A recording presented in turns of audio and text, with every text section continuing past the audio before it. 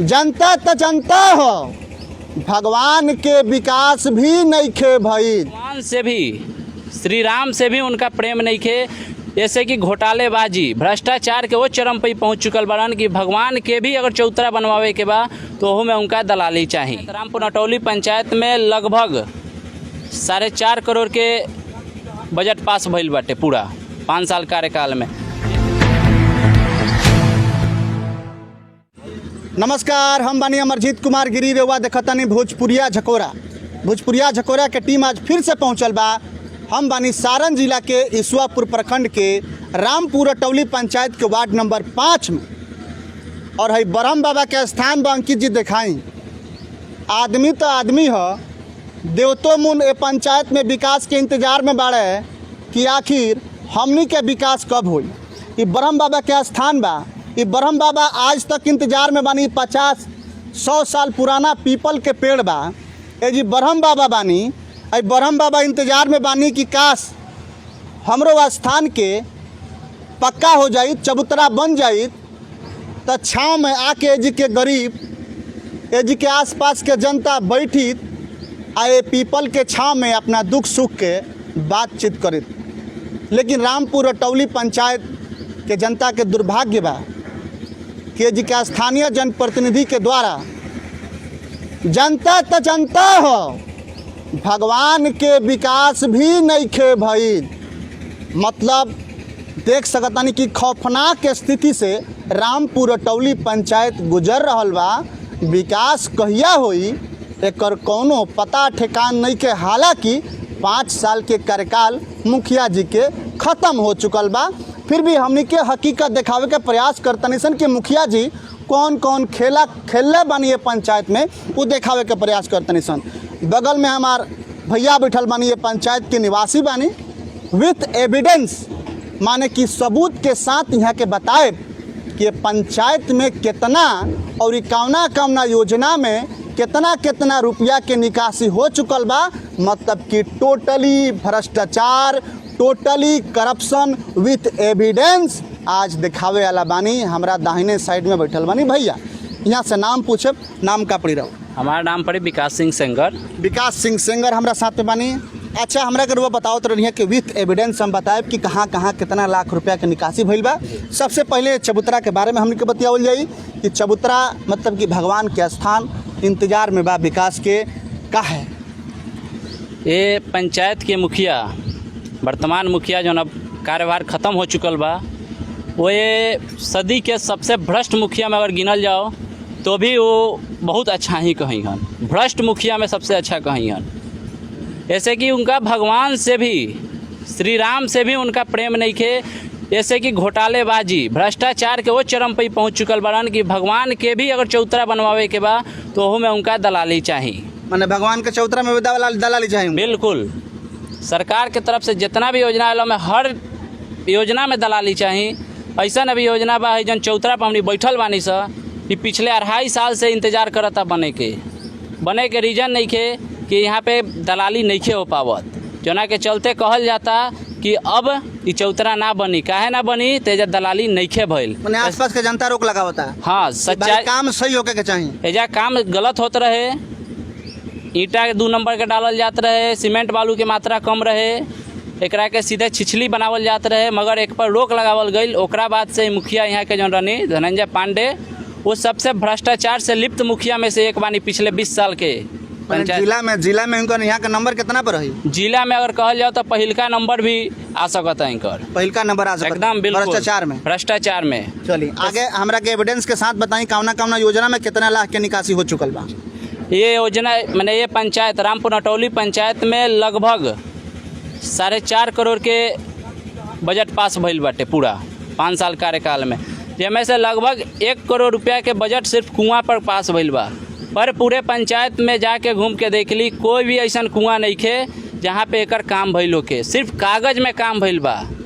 यहाँ के भ्रष्ट कर्मचारी, भ्रष्ट पदाधिकारी और भ्रष्ट जनप्रतिनिधि ये सब मिलजुल के सबके मिली भगत से ये योजना के गोलमोल कल गई, लूटल गई बा। साफ शब्द में लूटल कहाला, डकैती कल गई बा। अभी हमारे लगे कुछ एविडेंस बाटे जो हमरा के देखावत तनी। पूरे पंचायत में डस्टबिन के निर्माण के नाम पर 5 लाख रुपया के निकासी कल गई बा। हाँ 5 लाख। हाँ जबकि कहीं डस्टबिन पूरे पंचायत में नहीं खे। कुछ ऐसा और एविडेंस बा जो के दिखाओ तनी। कुआं के जीर्णोद्धार के सभी वार्ड में 14,98,000 के ई कल गई बा। जौन कि अभी बगल में कुआं बा, ऊपर पीपल के पेड़ जामल बा, धंस रहल बा, मगर ओका देखे वाला कोई नहीं खे। ऊपर पैसा उकारी हो रहल बा। कॉम्प्लेक्स मैनेजमेंट एकर भी पर देखिए पर 15 लाख के निकासी भइल बा। खाद दे के कहाँ पूरे पंचायत में कहीं खाद के संरक्षण के काम में भइल बाटे, जहाँ के गोबर लोग जनता फेंक सके वजह से खाद बनावल टोटली लूट टोटल लूट भइल बा जा। और बताओ तनी कुआं के फिर निर्माण के नाम पर दूसरा बार 6 लाख रुपया के निकासी भइल बा मरम्मती के नाम पर, जबकि ऐसा कहीं पूरे पंचायत में कुआं नहीं है जहाँ पे ऐसा भइल बा चाहे निर्माण भइल बाटे। ओकरा बाद शुरुआ के बताओ तनी ट्राइबल वेलफेयर जौन कि हिंदी में कहल जाला आदिवासी संरक्षक, जौन कि हमनी के पंचायत में कोई बाहरी बंजारा आवेलन सा, कुछ दिन गरीब रहेलन सा, फिर चल जालन सा, ओकनी के देख रेख करे खातिर ओकनी के नाम पर भी मुखिया जी ने खन छोड़ले गरीब आदमी के भी नाम 12 लाख के निकासी भइल बा। ये लगभग निकासी 15वीं वित्त आयोग के ही हटे। बाप रे बाप। कुल मिला जुला के देखल जाता है एकदम समझी कि अपहरण करे के प्रयास कल गेल विकास के। अपहरण डकैती माने ऐसा कल गई बा जनता के साथे जे जनता घूट रहल बा। अपना आप के लागत है कि मरण महसूस करता नहीं, ऐसा जनप्रतिनिधि काहे चुन पैनी। लेकिन आखिर एक गलती के कर बा, केकरा के गलती दिया? जनप्रतिनिधि के गलती दिहल जाओ कि जनता के गलती दिहल जाओ? गलती तो जनप्रतिनिधि के हम कहें। जनता से रुआ विश्वास दिलैनी कि यही काम हम करें। जब जनता चुन कर दिलक, रोड़ा के पद पर बैठा दिलक, तो रोड़ा अधिकारी से मिल के अब पूरा लूट खसोट मचैले बानी पंचायत में। लेकिन जब जनता पायल ले ली, पैसा ले ली, मुर्गा दारू खा ली, और फिर वोट दे दी, फिर तो जनता में तो गलती बा कि पायल लेके काहे वोट देता नहीं, मुर्गा दारू खा के काहे वोट देता नहीं, हम पैसा लेके काहे वोट देता नहीं। समस्या ई बा कि जनता कुछ लेवेला, पूरे जनता ना लेवेला। जौन भी जनता लेला अरे कुछ परसेंट हुई, 10% हुई, 20% हुई, 10% लेलक, मगर 10% के लेला के वजह से 90% के भी बदनामी होता टे। आ जौना के भुगतना 90% जनता भुगता था, जौन की कुछ नहीं के कैले, निर्दोष बा वो एक तरह से। अच्छा एगो बात बताई, का नाम बतानी अपन? विकास सिंह सेंगर। विकास जी को हमरा के बात बताई कि रउआ यंग बानी, ठीक बाटे? रउरा पंचायत के जितना भी यंग लोग बा, कहल जाला कि जिस ओर जवानी चलती है उस ओर जमाना चलता है। तो यंग आदमी अब का सोचता है पंचायत के बारे में? का परिवर्तन चाहता लोग, का चाहता? अब अभी तक जितना भी हम पंचायत में घूमनी है उनमें सबसे ज़्यादा ये भइल बा कि अब युवा चाहिए, युवा जनप्रतिनिधि चाहिए पूर्ण रूपेण। एमे कोई शक नहीं है कि कोई कंप्रोमाइज ना है। पूरे पंचायत में रुआ घूम के पता कर ली कि युवा चाहिए। कारण बाकी सरकार से लेकर हर चीज़ कहता युवा, तो ये जाके जनता भी अब कहता कि अब हमरा बुढ़ा नहीं चाहिए, युवा चाहिए। युवा रही आगे लड़ी, बुढ़वा बा जनप्रतिनिधि पीछे से लड़ेला, आगे युवा के खड़ा करेला। एकरा के देखते हुए एकरा के युवा के अब की चुने के विचार सारा जनता बनैले बा। बिल्कुल, युवा जनप्रतिनिधि के चुने के जौन मन बा रामपुर अटौली पंचायत के युवा लोग बना चुकल बा। और जौना स्थान पर हमने के बैठल बानी सन, बात करता निसन ब्रह्म बाबा के स्थान बा। आदमी के तब विकास छोड़ दी, विकास जी लाखों करोड़ों रुपया के बतौनी है योजना विथ एविडेंस की जौना में पैसा के निकासी हो चुकल बा। पंचायत में कहीं भी वो योजना के काम दिखाई नहीं दे, माने कि पूरा तरीका से लूटपाट करे के प्रयास जनप्रतिनिधि के साथ साथ प्रखंड के पदाधिकारी लोग भी जिम्मेवार बा। जौन की प्रखंड के पदाधिकारी लोग जनप्रतिनिधि के साथ मिलजुल के लूटे के प्रयास कैले बा। सिर्फ एक आदमी के गलती नहीं है। हमें प्रखंड के विकास प्रखंड पदाधिकारी के भी हम कहे के चाहता नहीं, बीडीओ से भी, ब्लॉक डेवलपमेंट ऑफिसर से भी हम कहे के चाहता नहीं कि रउआ ध्यान दी। रउआ कर्मचारी के मिली भगत से रामपुर अटौली पंचायत आज हाशिए पर पहुंच चुकल बा। आज कहीं ना कहीं रामपुर अटौली पंचायत के जनता जीते जी अपने आप के मरल महसूस कर रहा बा। लेकिन बदलाव के लहर सबसे सुखद बा रामपुर अटौली पंचायत के जनता खातिर कि शायद अब रामपुर अटौली पंचायत में बदलाव होई और ऐसा जनप्रतिनिधि के ना चुनल जाई जौन जनप्रतिनिधि विकास के नाम पर नंगा नाच कर ले बा। और लगातार लोग एज के गरीब रोता कि काश हमनियों के दुआरी पर, हमनियों के दरवाजा पर सरकार के मूलभूत सुविधा पहुँचे रही, ताकि हमनियों के गरीब बानी सन, हमनियों के दिहाड़ी मजदूरी करे वाला बानी सन। आखिर सरकार छते वाला के काहे देता?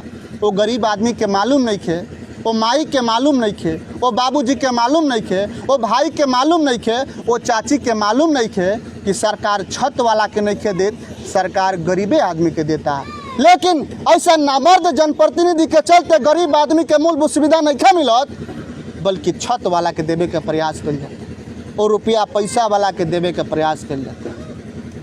कहीं ना कहीं दुखद स्थिति बा रामपुर अटौली पंचायत। रामपुर अटौली पंचायत में पहुँच के पहला बार पत्रकारिता के इतिहास में हम दुखी भइल बा, काफ़ी पीड़ा बजी के जनता, लोग रोता, हाशिए पर बा, इंतजार में बा कि शायद परिवर्तन होई, शायद के हुआई जौन हमनी के दुख के हर ली। अभी कोरोना महामारी के चलते चुनाव कुछ दिन स्थगित बा, बहुत जल्द चुनाव होके जा रहा बा बिहार में। शायद अब जनता के उम्मीद बा कि अब की हमनी के अच्छा जनप्रतिनिधि चुनेम सन, जौन एगो ईश्वर बन के आई हमनी के दुआरी पर, और जौन आज आज़ादी के 73-74 साल से लंबित रहल है जौन काम, वो काम करी और वो माई के, वो बाबूजी के, वो भाई के, वो चाची के, वो बहन के आँख से आंसू पोछे के काम करी। कहीं ना कहीं जनता ये बात के इंतजार कर रहा बा। लगातार हमनी के बनल बानी सन, हकीकत दिखावे के प्रयास भोजपुरिया झकोरा के हमेशा रहल बा और आगे भी रही।